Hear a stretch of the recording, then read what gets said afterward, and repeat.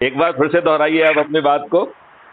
साहब जी, मेरे को ऐसा प्रतीत हो रहा था जैसे कि देश के प्रधानमंत्री जी लाल किले की प्राचीर से देश की जनता को संबोधन दे रहे हैं कि हमारे देश में जिस प्रकार से रावणों ने अपना राज स्थापित किया और आज तक जनता उसको ढो रही है, उससे निजात पाने का कौन सा एक उपाय है? वो सिर्फ क्रांति भारत मिशन के साथ जुड़ करके देश को अपराध मुक्त, साइबर अपराध मुक्त और भ्रष्टाचार मुक्त बनाना है। इसको जहर मुक्त खेती करा करके जनता को दीर्घायु और स्वस्थ जीवन देने के लिए वचनबद्ध है, जिसमें क्राइम करना तो बहुत दूर की बात है। बंदा सोचने से ही घबरा जाएगा कि हम क्राइम करें तो कैसे करें और कब करें। अगली बात है, जो भी आदमी देश के अंदर, गांव के अंदर अनपढ़ व्यक्ति भी न्याय के लिए सबसे पीछे लाइन में खड़ा हुआ है, उस आदमी की बगैर थाने जाए एफआईआर हो और 45 दिन में न्याय मिले। और जब न्याय न देने पर 45 दिन में अगर न्यायाधीश महोदय जी सक्षम नहीं होते हैं तो उनके ऊपर भी जुर्माने का प्रावधान हो। ऐसे देश की कल्पना करने से हमें ऐसा प्रतीत होता है जैसे कि जो हमारे स्वतंत्रता सेनानियों का अधूरा सपना रह गया था, उसको पूर्ण करने का समय आ चुका है। मैं देशवासियों को इस चीज के लिए आह्वान करता हूं आपके माध्यम से कि जल्द से जल्द उठें और जब तक सांस न लें, सांस लेने का मतलब ये नहीं कि सांस का आवागमन बंद कर दें, मेरा मतलब है सांस लेने जब तक ना लें, मतलब जब तक विश्राम नहीं करना है, जब तक हमारे को हमारी मंजिल ना मिल जाए। इसमें जो विवेचन किया गया है, स्पेशली मैं पहला ध्यान आपका उस तरफ दिलाने की कोशिश करूंगा, जिसमें कि इन्होंने जो सभी पार्टियों ने अपने कार्यकर्ताओं का जो है शोषण किया है, उन्हें मूर्ख बनाया है और उनका लाभ लिया है, लेकिन उनके साथ गद्दारी की है, उनके साथ बाह्यघात किया है। उन्हें जो है, जो हक जो है एक आम कार्यकर्ता का होना चाहिए, जिसने अपना जीवन लगा दिया है, इन दुष्ट राजनेताओं ने उनके उस जो है उसका उनको वंचित रखा और अपने नेताओं के बच्चों को थोप दिया, जिसने ज्यादा पैसे दिए उसको थोप दिया, जो दल बदरू लोग हैं उनको थोप दिया, जो अपराधी हैं उनको थोप दिया और जाति और धर्म के आधार पर अच्छे लोगों को नहीं, अयोग्य और दुष्ट लोगों को टिकट दिया और छद्म नीति अपनाते हुए उन्हें जिताकर फिर जो है एक रावणीय जो है ना व्यवस्था स्थापित की है। तो आपका इस बारे में क्या कहना है? इसके बारे में साहब जी मेरा कहना यह है, जो कार्यकर्ता किसी भी पार्टी के अपने कार्यकाल में पार्टी को ऊंचे बुलंदियों तक ले जाने में अपना जीवन के बहुत पार्टी को ऊंचा उठाने में लगा देते हैं और जो योग्यता के आधार पर वहां तक पहुंचने की कोशिश करते हैं, उनको शायद यानी कि किनारे कर दिया जाता है। और जो अयोग्य है, देने वाला है, ये क्वेश्चन में पार्टी के शीर्ष पर बैठे हुए आकाओं के बच्चे हैं, जिनके दूध के दांत भी अभी तक नहीं टूटे हैं, उन लोगों को टिकट दे करके जिता करके यंग प्रकार जनता के ऊपर उनको थोप दिया जाता है। और हमारी जनता तो धो रही है। जो अंग्रेजों ने 23 प्रकार के टैक्स हमारे देश के ऊपर लगा रखे थे, भारतीय गुलामों को शोषण करने के लिए, शोषित करने के लिए, उन्हें शासित करने के लिए, आज वे बगैर कॉमा फुल स्टॉप के आज एज चल रहे हैं। हाँ, तो रामवीर जी आपका क्या कहना है, जो ये दुष्ट राजनेताओं ने अपने ही कार्यकर्ताओं के साथ छद्म किया, दुष्टता की, उनको मूर्ख बनाया, ऐसे कार्यकर्ताओं जो कि किसी भी पार्टी से जुड़े हुए हों, उनको आप क्या संदेश देना चाहेंगे, उनका क्या आह्वान करना चाहेंगे? मैं उन लोगों को इस तरह से आह्वान करना चाहता हूं साहब कि जिन कार्यकर्ताओं ने, किसी भी पार्टी के कार्यकर्ता हो, उन्होंने अपना काम निभाते हुए पार्टी को ऊंचे बुलंदियों तक पहुंचाने का कार्य किया और अपने जीवन के बहुत स्वर्णिम पल पार्टी को सींचने में अपना लगा दिया। लेकिन जब वो अपनी योग्यता के आधार पर किसी टिकट का दावेदार होता है तो शीर्ष पर बैठे वाले नेता लोग उस योग्य व्यक्ति को साइड दरकिनार करके अपने जो दूध मुहे बच्चे होते हैं, जिनके दूध के दांत भी नहीं टूटे होते हैं, उनको टिकट दे करके, अयोग्य लोगों को टिकट दे करके, क्रिमिनल लोगों को टिकट दे करके, दूसरे दल बदलू लोग यानी जित के दिखे तय परात उठ के गाए सारी रात, ऐसे लोगों को फूल माला भी पहनाते हैं, मंच में बिठाते हैं, शॉल उठाते हैं और उनको टिकट दे करके जिता करके फिर वही जो व्यवस्था थी पहले जैसी, अगर कोई आदमी एक पार्टी में करप्ट है, अब वहां पर उसको सत्ता सुख दिखाई नहीं दे रहा है, तो वो दूसरी पार्टी बदल लेता है और वहां जाकर के वो सत्ता सुख पाने की कोशिश करता है और उसको सत्ता सुख मिलता भी है। लेकिन जो पार्टी का कार्यकर्ता है, हकीकत में उसके ऊपर हक उसका होना चाहिए था, उसको उससे वंचित कर दिया जाता है। आज मैं उन सभी भाइयों को क्राइम फ्री भारत मिशन में आपके माध्यम से आह्वान करता हूं कि आप आइए, क्राइम फ्री भारत मिशन के साथ जो सम्मिलित होकर के देश के दशा और दिशा को बदलने में अपना अहम रोल निभाएं। इसी के साथ मैं अपनी वाणी को विराम देता हूं साहब। आपका उन पंच सरपंचों के बारे में क्या कहना है जिन्हें दुष्ट नेताओं ने पार्टी टिकट वहां पे लागू करके, जहां पे उनकी जड़ें नहीं थी, उन गांवों में अपनी पॉलिटिकल जड़ें जमाने की स्वार्थगत नीति के कारण इन्होंने गांवों को पार्टी पॉलिटिक्स में धकेल दिया, उस गंदी नाली में ढकेल दिया। और ये जबकि हमारे जो पंच सरपंच या पार्षद हैं वो लोकल सेल्फ गवर्नमेंट के हिस्से हैं, एक रूरल पार्ट है, दूसरा अर्बन पार्ट है, और ये this is the third tier of the government जो संविधान ने पैदा की हुई है। आर्टिकल जो 75वें संविधान संशोधन के तहत जो लोकल सेल्फ गवर्नमेंट पैदा की गई है, उसमें जो रिसोर्सेस बंटना है, जैसे कि केंद्र सरकार और राज्य सरकार के रिसोर्सेज जो है वो नेशनल फाइनेंस कमीशन के माध्यम से, फाइनेंस कमीशन के माध्यम से डिसाइड होता है कि राज्य सरकारों को क्या मिलेगा और केंद्र सरकारों को क्या मिलेगा। ऐसे ही स्टेट फाइनेंस कमीशन है जो ये तय करता है कि राज्य सरकारों और लोकल सेल्फ गवर्नमेंट में रिसोर्सेज कैसे बटेंगे। इन दुष्ट राजनेताओं ने पंच सरपंचों को अपना प्यादा बनाने की कोशिश की है और पंच सरपंचों को और लोकल सेल्फ गवर्नमेंट को एक तृतीय टियर ऑफ गवर्नमेंट बनने से नहीं बनने दिया है। लिहाजा सभी पंच सरपंच भी को एक संदेश जो न देने की कोशिश की गई है कि वो जो है क्राइम फ्री भारत मिशन से जुड़ें और यहाँ पर अपने लोगों को जोड़कर, अपने खुद को जोड़कर, अपने मित्रों को जोड़कर, अपने रिश्तेदारों को जोड़कर, अपने परिवार वालों को जोड़कर और अपने सर्कल वालों को जोड़कर वो जो है अपने आप को स्वयं चंद्रगुप्त साबित करें, बिना किसी के मिन्नत किए, बिना किसी के ऊपर हाथ फैलाए वो विधायक और सांसद के टिकट भी पाएं और बिना खर्च किए संकल्प शक्ति के आधार पर वो जीते भी और बाद में प्रतिष्ठा पॉइंट के आधार पर मंत्री और मुख्यमंत्री बने। ये दुष्ट राजनेता खुद 4-4 बार मुख्यमंत्री जो है ना बन जाते हैं। इन दुष्ट राजनेताओं से मैं पूछना चाहूंगा कि ऐसी क्या है उनके पास, ना सोच है, ना शिक्षा है, ना ध्येय है। ये छद्म चरित्र हुए नेताओं का जो कि रावड़ी शक्ति को रिप्रेजेंट करते हैं, इन्हें पराजय का समय अब आ गया है। इस बारे में आप जो है पंच सरपंच लोकल सेल्फ गवर्नमेंट के जो प्रतिनिधि हैं उनका क्या आह्वान करना चाहेंगे, किस भाषा में आह्वान करना चाहेंगे, कैसे उन्हें जोड़ना चाहेंगे, किस नीति के तहत जोड़ना चाहेंगे, बताइए।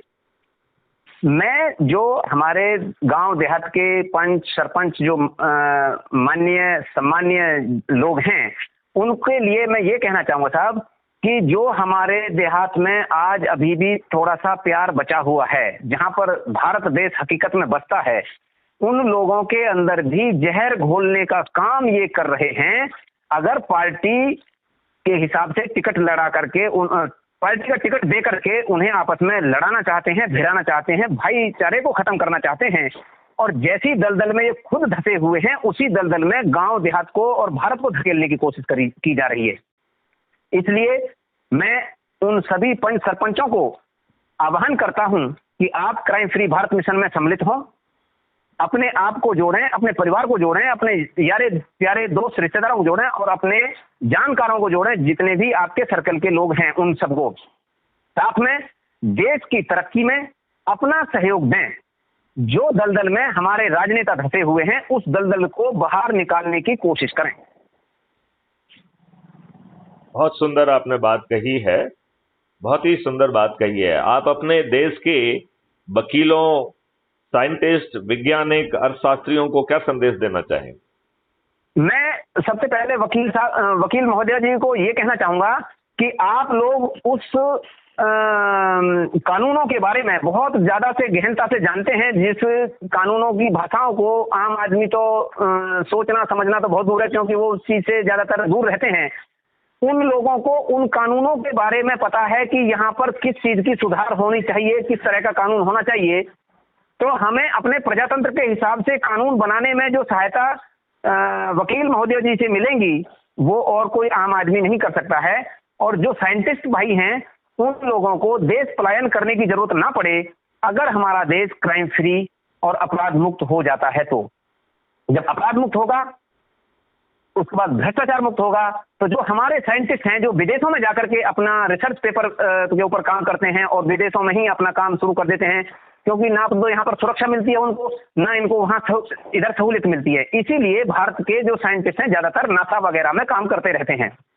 उन भाइयों को भी अपने देश में काम करने का गौरव मिलेगा, उनकी जो सेटिस्फेक्शन है, जो सेल्फ सेटिस्फेक्शन है, वो बहुत ज्यादा मिलेगी कि मैं जिस देश की माटी से पला बड़ा सुगंध लेकर के बड़ा हुआ हूँ, वहीं पर मैं पढ़ा हूँ, उसी देश के लिए मेरा जो रिसर्च है वो काम आए और मेरे देश के नागरिक समृद्धशाली बने और हमारा देश दुनिया में लीडर के रूप में प्रस्तुत हो और दुनिया के सिरमौर बने और फिर से हमारा देश जो है विश्व गुरु के रूप में स्थापित हो।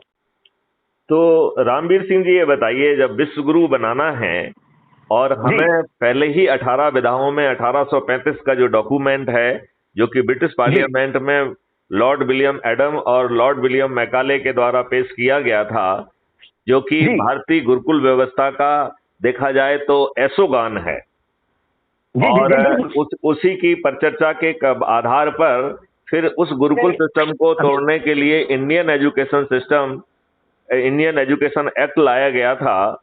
और ये दुष्ट राजनेता उस इंडियन एजुकेशन एक्ट को डिमोलिश करने की बजाय, रिपील करने की बजाय, और उसके स्थान पर इंडियन गुरुकुल एक्ट लाएं। और उस गुरुकुल एक्ट को हम पीछे नहीं जाएंगे, हम रेट्रोग्रेड नहीं बनाएंगे। हमारा जो गुरुकुल एक्ट होगा वो एंटी इंग्लिश नहीं होगा, बल्कि वो सभी भाषाओं को जो है इक्वल जो है वरीयता देगा। और उन भाषाओं में जो भी बड़ा काम हुआ है, जो कि भारत को जो है विश्व गुरु स्थापित करने में मदद कर सकता है, उसका भी हम रिसर्च कंडक्ट करेंगे। और हमारे भारत को हमें विश्व की सबसे बड़ी रिसर्च एंड डेवलपमेंट हब बनाना होगा। तो हम 1835 में हमारे गुरुकुल, जहाँ पे मेटलर्जी से लेके शल्य चिकित्सा से लेके एस्ट्रोनॉमी से लेके सभी में जो एक विशिष्ट स्थान जो है ना भारत के गुरुकुल ज्ञान को था, उस पहले हम 5 साल में वहां पहुंचने की कोशिश करें और फिर अपने साइंटिस्ट और विश्व के सभी साइंटिस्ट को भारत में रिसर्च एंड डेवलपमेंट हब बनाकर उन्हें जो है उनका ज्ञान का उपयोग करते हुए और भारत को विश्व की सबसे बड़ी रिसर्च एंड डेवलपमेंट हब बनाया जाए और ज्ञान की हब बनाया जाए। और वसुंधरा कुटुंबम के सिद्धांत पर भारत केवल विश्व गुरु ही नहीं बने, बल्कि शांति दूत के रूप में भी स्थापित हो। जी बिल्कुल। इसमें आप कुछ संदेश अपने वैज्ञानिकों को, अपने अर्थशास्त्रियों को, उन सबको देना चाहेंगे? हाँ जी बिल्कुल। जो हमारे अर्थशास्त्री महोदय जी हैं, जो हमारे दूसरे देशों की नकल कर करके हमारे देश का बेड़ा गर्क कर दिया, हमें हकीकत में अपने अतीत में झांक करके ये तो देखना चाहिए कि हमारी जो शिक्षा व्यवस्था थी 1835 से पहले, जो टीवी मैकॉले ने खुद ब्रिटिश पार्लियामेंट में जाकर के कहा है कि भारत की जो शिक्षा पद्धति है और उनके जो इतने संपन्नता का कारण है, वो उनकी शिक्षा नीति है। वहां पर हर एक गांव में गुरुकुल है जहां पर बच्चों को शिक्षा दी जाती है। शिक्षा लेने के बाद में बच्चा विद्या ग्रहण करने के लिए किसी ना किसी एक विद्या में निपुण होने के लिए बड़े बड़े जो जैसे नालंदा विश्वविद्यालय जैसे विश्वविद्यालय थे, ऐसी तरह के 6 विश्वविद्यालयों का बखान हमारे उसमें इतिहास में बताया जाता है कि इस टाइप के 6 विश्वविद्यालय थे भारत के अंदर, जिसमें विदेशी लोग खुद पेपर दे करके और अपना क्या बोलते हैं वो ये होता है ना रामवीर सिंह आपको थोड़ा सा करेक्ट करेंगे। यदि हम लॉर्ड मैकाले की रिपोर्ट पे जाएं तो वो ऐसे 15,000 विश्वविद्यालयों की बात कह रहा है।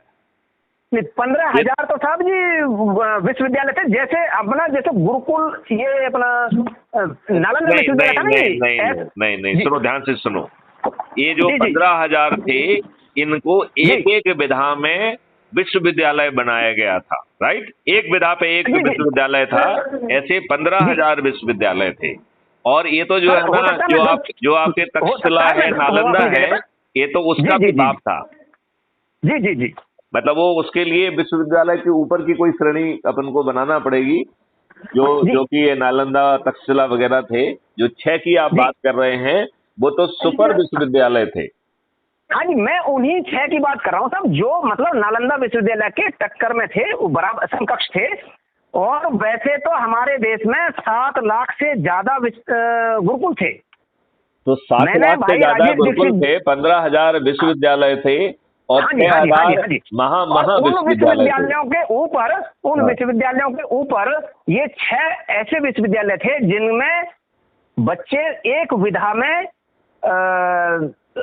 अपनी महारत हासिल करते थे और दुनिया के अंदर अपना नाम का डंका बजाते थे, देश का नाम रोशन करते थे। और विदेशों से भी बच्चे यहाँ पर अपने वहां पर या इधर भारत में भी पहले अपने ये लेते थे, टीचिंग लेते थे, और उसके बाद में उसके अंदर एंट्रेंस टेस्ट देते थे। जो पास होते थे वही उसमें एनरोल हो पाते थे। अब आप ये बताइए, जो अपने क्राइम फ्री भारत मिशन से जुड़े लोग हैं, जो 16 बाह्य दिशाएं हैं, इनके लिए पैनल तैयार करके जो है ना, वो शीघ्र भेजें, जिससे कि उनको प्रोविजनल राष्ट्रीय अधिकारी, प्रोविजनल राज्य अधिकारी, प्रोविजनल जिला अधिकारी, प्रोविजनल टाउन अधिकारी, प्रोविजनल मोहल्ला अधिकारी, प्रोविजनल ब्लॉक अधिकारी घोषित करके इन सभी 16 विधाओं में एक साथ काम हो सके, जिससे कि जो हमारा 100 करोड़ लोगों का जोड़ने का संकल्प है, वो बहुत कम समय में पूरा हो सके। जी जरूर, इसके ऊपर कार्यरत हैं सर, और जैसे ही काम पूरा होगा मैं फोटो खींच करके आपके पास भेजूंगा जरूर। और मेरी एक श्रीमान जी से छोटी सी निवेदन है। हाँ बोलिए। जो हम ये मोहल्ला अधिकारी, टाउन अधिकारी, बहुत छोटे छोटे पॉइंटों के ऊपर हम उनको सिलेक्ट कर देते हैं। मेरे हिसाब से, मैं वैसे अपना पर्सनल ओपिनियन बता रहा हूँ, कि कम से कम 500 अंक जो बंदा अर्जित कर ले तो उसको मोहल्ला अधिकारी नियुक्त किया जाना चाहिए। 500 नहीं, आप इसमें चिंता मत करिए, जो अपन ने नीति बना ली उसको नहीं बदलेंगे, ठीक है ना? ओके। और बेसिकली एक चीज आप समझ लीजिए, हमें तो 100 करोड़ नेशनल अधिकारी चाहिए। तो हमारे तो सभी के सभी जो है ना नेशनल अधिकारी बनेंगे। आप तो जो ना मोहल्ला अधिकारी की बात कर रहे हैं, ठीक है ना? क्योंकि नेशनल अधिकारी के ऊपर चंद्रगुप्त होंगे, और चंद्रगुप्त कौन कहलाएगा? जिसके सबसे अधिक प्रतिष्ठा पॉइंट होंगे।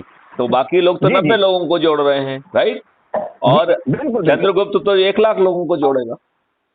बिल्कुल जी। तो इसलिए जो है, हमें मोहल्ला अधिकारी, टाउन अधिकारी, ब्लॉक अधिकारी, जिला अधिकारी, राज्य अधिकारी और राष्ट्रीय अधिकारी जो हमने तय किया है वो वही रहेगा। इसके ऊपर चंद्रगुप्त रहेंगे, और जो महाचंद्रगुप्त होंगे वो उन्हें जो है हाईएस्ट पॉइंट के आधार पर बिना मांगे उन्हें विधायक के और सांसद के टिकट ऑफर किए जाएंगे, और छत पर खड़े होकर रोज संकल्प दोहराकर बिना चुनाव खर्च किए, बिना कोई आमसामा किए, बिना कुछ किए, हम अपने इन चंद्रगुप्तों को बिना खर्च किए जिताएंगे। और फिर जो है उनके उन्हीं प्रतिष्ठा पॉइंट के आधार पर वो मुख्यमंत्री और मंत्री बनेंगे। तो आज के जो चापलूस लोग हैं, जो 4-4, 5-5 बार के मुख्यमंत्री बन रहे हैं, ना उनकी शिक्षा है, ना सोच है, ना ध्येय है। अब इन लोगों का समय, इन रावड़ी लोगों का समय खत्म हो गया है। आओ हम जो है अपने साथियों को जगाएं और वो उनसे अनुरोध करें कि वो ज्यादा शक्ति के साथ भिड़ें, ज्यादा संकल्प के साथ भिड़ें। जो आपने कहा है कि हम प्रण करें कि अब हम जो है विश्राम नहीं करेंगे जब तक हम अपने भारत को इन रावड़ी शक्तियों को पराजित करके अंग्रेजों के बनाए हुए गुलामों के नियम कानून और थोपी गई बादशाही व्यवस्था को हम जब तक उखाड़ के नहीं फेंक देंगे और एक समृद्ध और अपराध मुक्त भारत को स्थापित करने की जब तक स्थिति में हम नहीं आएंगे, तब तक हम शांति से नहीं बैठेंगे, तब तक हम विश्राम नहीं करेंगे, तब तक हम पूरी शक्ति से लगे रहेंगे, भिड़े रहेंगे। हम जगह जगह में पहुंचकर बड़ी आम सभाएं नहीं करेंगे, हम अपने मोहल्ले में बैठेंगे, अपने लोगों के साथ चाय पिएंगे, उनको जागृत करेंगे, 2 लोगों से 10 लोगों के बीच की छोटी छोटी संगोष्ठियां करेंगे, उन्हें crime free Bharat YouTube channel को सब्सक्राइब करने के लिए मार्गदर्शित देंगे और उनसे कहेंगे कि वो हर दिन crime free Bharat YouTube channel के वीडियो को देखकर अपनी एनर्जी को बनाए रखें और इसके बाद अपने जो है प्रोफाइल की आईडी को शेयर करेंगे और उन्हें क्राइम फ्री भारत मिशन के ऐप के माध्यम से जोड़ेंगे। इसके बाद राष्ट्रीय ध्वज के सामने हम चंद्रगुप्तीय जो है संकल्प लेंगे और अपने आप को चंद्रगुप्त स्थापित करने की कोशिश करेंगे। इसमें हम सभी 16 बाह्य दिशाओं के लोगों को जोड़कर हर हालत में जो कल दशहरा निकला है उस दशहरा का जो संकल्प है उस संकल्प को जमीन पर जितने जल्दी हो सकेगा उसको जमीन पर उतारेंगे और ये रावण रूपी सफेद पोष काले चरित्र के नेताओं को पराजित करेंगे। उनकी जमानतें जब्त होंगी, ऐसे हालात पैदा करेंगे। आओ हम सब शीघ्र अतिशीघ्र अपने चंद्रगुप्तों को जगाएं, उन चंद्रगुप्तों को जोड़ें और एक नई व्यवस्था का आह्वान करें। जय हिंद, जय भारत, वंदे मातरम। वंदे मातरम। जी सर, जय हिंद सर।